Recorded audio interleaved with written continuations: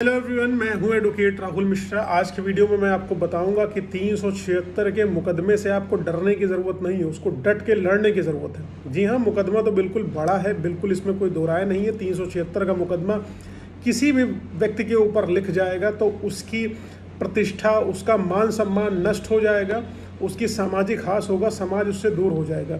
लेकिन आप कहोगे साहब आप कह रहे हो डरो नहीं। भैया डर के तुम कर क्या लोगे? एफआईआर तो रजिस्टर हो गई।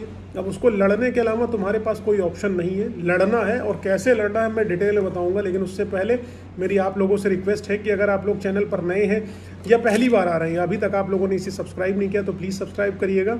साथ ही साथ एक हम्बल रिक्वेस्ट और है, अगर आप मुझसे पर्सनली मिलना चाहते हो लखनऊ, दिल्ली, इलाहाबाद में, तो आप अपनी अपॉइंटमेंट शेड्यूल कराकर मुझसे मिल सकते हो। नंबर आपको डिस्क्रिप्शन में मिल जाने वाला है। डायरेक्ट कॉल कतई ना करिएगा, मैं फ्री लीगल एडवाइस किसी को नहीं देता हूँ, क्लियर बता दे रहा हूँ। अगर अपनी अपॉइंटमेंट आप फिक्स कराएंगे तो बिल्कुल मैं आपसे बात करूंगा, अदरवाइज नहीं करूंगा, क्योंकि आपकी मेरी रिश्तेदारी नहीं है, ना मेरे पास समय है व्यर्थ का टाइम वेस्ट करने के लिए, ना आपके पास है। ठीक है, चलिए वीडियो स्टार्ट करते हैं। देखिए 376 का मैटर ऐसा होता है कि लड़की उठी सो के और पुलिस स्टेशन चली गई और उसने बोला भैया इन्होंने मेरे साथ ज़बरदस्ती शारीरिक संबंध बनाए हैं, आप एफआईआर रजिस्टर कर लो। अब पुलिस भी, क्योंकि महिला से जुड़ा हुआ कानून है, तुरंत एफआईआर रजिस्टर कर लेती है।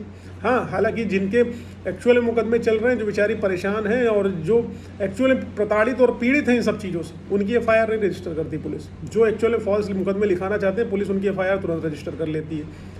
लड़की पुलिस स्टेशन जाती है, कितनी डिले से एफआईआर लिखा रही, मेडिकल है या नहीं है, कोई मायने नहीं रखता है। कुछ इंसिडेंट में 5-5 साल पहले का इंसिडेंट दिखाते हुए, शारीरिक संबंध का जो जिक्र करते हुए एफआईआर लिख जा रही है, कुछ में पॉस्को में कन्वर्ट करने के लिए 5 साल 7 साल पुराना इंसिडेंट दे के एफआईआर लिखाई दी जा रही है, और एफआईआर हो भी रही है और लोगों का शारीरिक, मानसिक, आर्थिक हर तरीके से शोषण भी हो रहा है। शारीरिक शोषण पुलिस पीट के कर रही है, आर्थिक शोषण घूस लेके कर रही है, लड़की पैसे लेके कर रही है, मानसिक प्रेशर, सामाजिक प्रेशर, हर तरीके से प्रेशर उस व्यक्ति के ऊपर आ ही रहा है। कई बार ऐसा आप लोगों ने देखा हुआ है कि आपसी सहमति से संबंध बने हुए होते हैं, लड़का लड़की लिव इन में रह रहे होते हैं, विवादास्पद स्थिति उनके बीच में उत्पन्न हो जाती है, चाहे पैसे का लेन देन हो या ईगो का मैटर हो, कोई बातचीत ऐसी हो जाती है जहाँ पर जो है शारीरिक संबंध उनके सहमति से बन रहे होते हैं, लेकिन उसके बाद लड़की जो है एफआईआर लिखा देती कि इन्होंने जो है मेरे साथ शारीरिक संबंध बनाए और जो है शादी का झांसा देते हुए इन्होंने मेरा बलात्कार किया।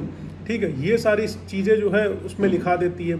ये सारी चीज़ें लिखा देने के बाद क्या होती है, भले कंसेंट से सेक्सुअल रिलेशनशिप बना है, पुलिस जो है उसको गिरफ्तार कर लेती है, जेल भेज देती है, हैरेसमेंट हो जाता है। पुलिस पूछती भी नहीं कि भाई ये कंसेंट किस कंडीशन में थी, आप कितने साल इसके साथ रिलेशनशिप में रही, लिव इन में क्यों रही, और क्या रीज़न रहा कि आपके ऊपर एफआईआर हो गई।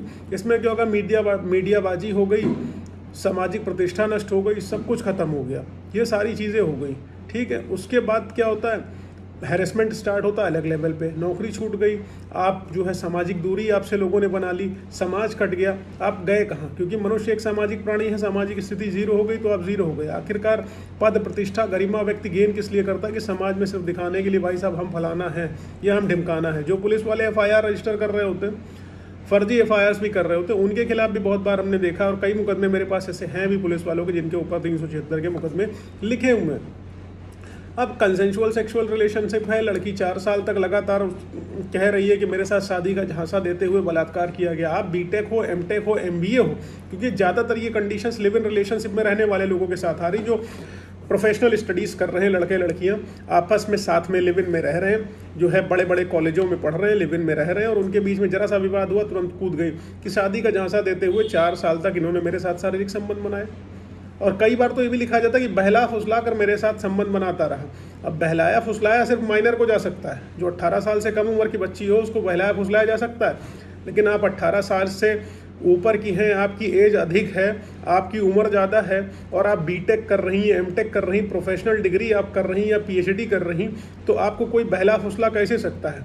आप एक हायर एजुकेशन आपने गेन कर रखी है, आप गवर्नमेंट एम्प्लॉय हैं, आपने एजुकेशन गेन कर रखी है, आप कॉर्पोरेट में काम कर रही हैं, तो आपको बहला फुसला के तो जो है कोई भी पैसे ले लेगा, डील करा लेगा, कोई भी आप अपनी ड्यूटीज़ को डिस्चार्ज ही नहीं कर पाएंगी अगर आप इतनी इनसिक्योर और इम्प्रॉपर माइंडसेट की है तो आपको कैसे कोई बहला फुसला सकता? पैसे के मामले में आपको कोई नहीं बहला फुसला सकता। उस तरह तो नारी शक्ति इक्वल है, सब आपस में जो है बराबर है, कंधे से कंधा मिला के चल रहे हैं, तो क्या आदमी को नहीं बहलाया फुसलाया जा सकता, केवल लड़की को बहलाया फुसलाया जा सकता है?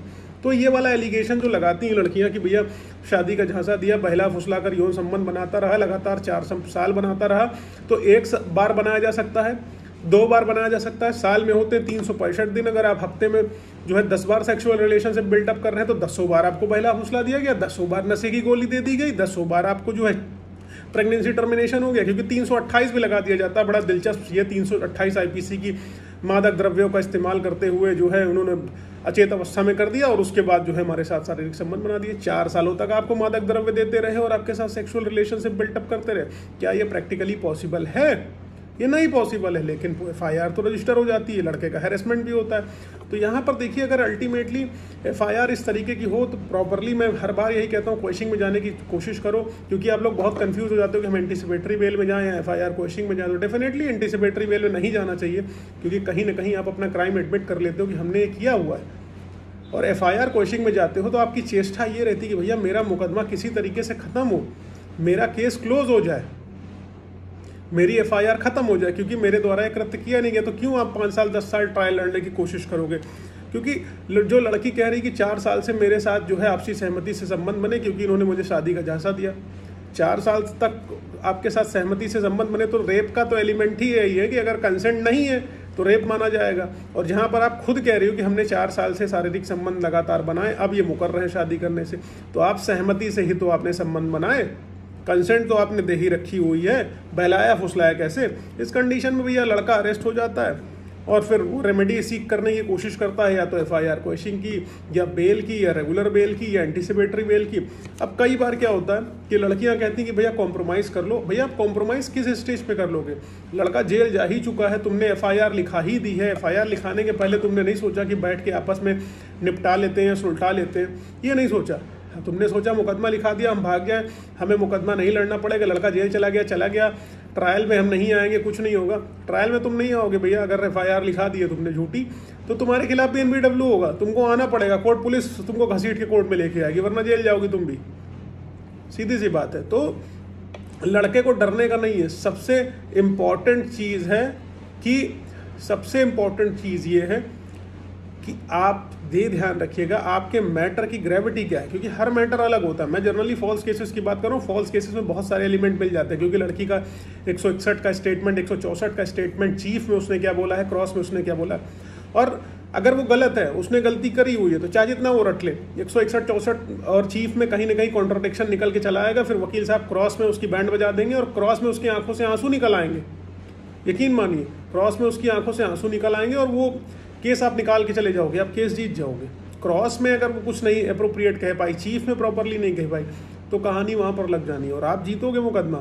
लड़ोगे प्रॉपर माइंडसेट से तभी जीतोगे। ऐसा नहीं कि लड़की ने जो भी स्टेटमेंट दे दिया वो सब कुछ उसकी जीत पक्की हो गई।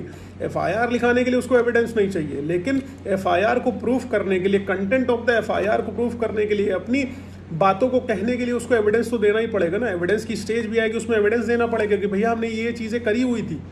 अगर उसके पास एविडेंस नहीं होगा, फॉल्स FIR लिखाई हुई है और क्रॉस चीफ में भी उसकी बैंड आपके वकील साहब ने बचा रखी हुई है ट्रायल कोर्ट में, तो उसके बाद क्या होगा?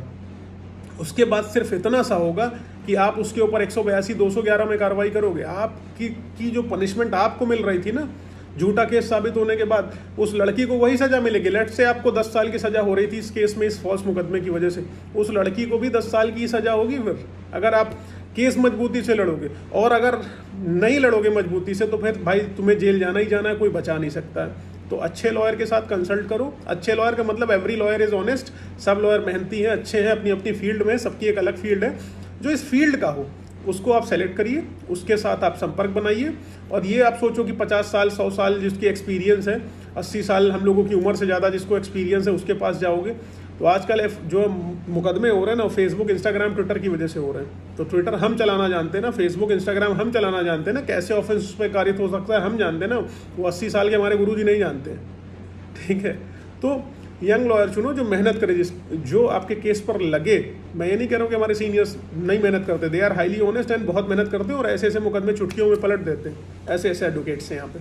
ठीक है, तो अप्रोप्रिएट तरीके से अपने केस को लड़ोगे। अगर अपने केस को मजबूती से लड़ोगे, सही वकील साहब के माध्यम से लड़ोगे, तो आप केस जीतोगे, आपको कोई हरा नहीं पाएगा। और 376 के मुकदमे से डरो मत, बस डटकर सामना करो। ज़्यादा से ज़्यादा जेल ही तो होगी तुमको यार, 6 महीने की जेल होगी, निकल के चले आओगे बाहर, बेल हो जाएगी। ऐसा नहीं कि बेल नहीं होगी, ज़िंदगी भर बैठे रहोगे, और प्रॉपर बेल हो जाएगी तुम्हारी। लेकिन बस ये है कि अगर नहीं लड़ोगे तो तुम्हारी ज़िंदगी नरक हो जाएगी। आगे 10 साल का कन्विक्शन अगर हो गया, 10-12 साल की सज़ा होगी, तो ज़िंदगी चौपट हो जाएगी, क्योंकि 328 लड़कियां लगा दे रही, 313 लगा दे रही, ठीक है, 354 लगा दे रही, 376 लगा दे रही, 376D लगा दे रही, 323, 504, 506, इतने सेक्शन लगाए दे रही हैं कि कुछ गिनती नहीं उसकी। अगर अप्रोप्रिएट लड़ना है तो लड़ो, नहीं लड़ना है तो बिल्कुल घर बैठो, कोई दिक्कत नहीं है। बहुत सारे लोग जो है मैसेज करते हैं, कॉल करते हैं और अननेसेसरी का हमको इरिटेट करते हैं।